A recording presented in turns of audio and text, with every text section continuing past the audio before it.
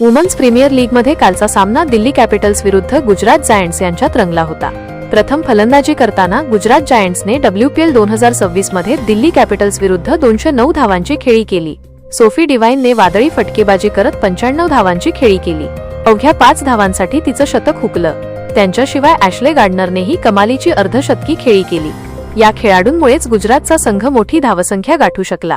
पण या दरम्यान सर्वांचं लक्ष वेधून घेतलं ते म्हणजे दिल्लीच्या नंदिनी शर्मानं। दिल्ली कॅपिटल्सकडून नंदिनी शर्माने शानदार गोलंदाजी केली आणि सामन्यात हॅट्रिक घेतली। गुजरात जायंट्स विरुद्धच्या डावातील 20वे षटक नंदिनी शर्माने टाकलं। षटकाच्या पहिल्या चेंडूवर तिने 1 धाव दिली। त्यानंतर दुसऱ्या चेंडूवर तिने काशवी गौतमला बाद केलं। त्यानंतर तिसऱ्या चेंडूवर 1 धाव घेण्यात आली। त्यानंतर चौथ्या चेंडूवर नंदिनी शर्माने कनिका आहुजाला बाद केलं। 5व्या चेंडूवर राजेश्वरी गायकवाडला क्लीन बोल्ड केलं। त्यानंतर 6व्या चेंडूवर तिने रेणुका सिंगला बाद केलं आणि तिची हॅट्रिक पूर्ण केली आणि षटकात 4 बळी घेतले। नंदिनी शर्मा ही WPL इतिहासात हॅट्रिक घेणारी दुसरी भारतीय खेळाडू ठरली।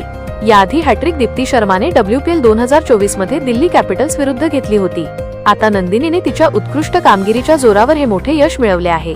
नंदिनी शर्मा ही WPL सामन्यात 5 विकेट्स घेणारी दुसरी भारतीय खेळाडू ठरली।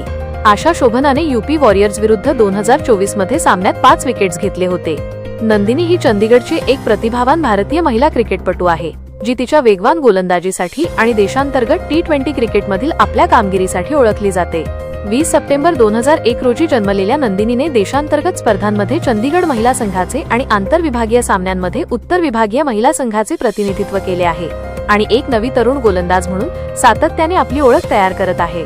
गुजरात जायंट्स विरुद्धच्या सामन्यात नंदिनी शर्माने 4 षटकांत 33 धावा दिल्या आणि 5 विकेट्स घेतल्या।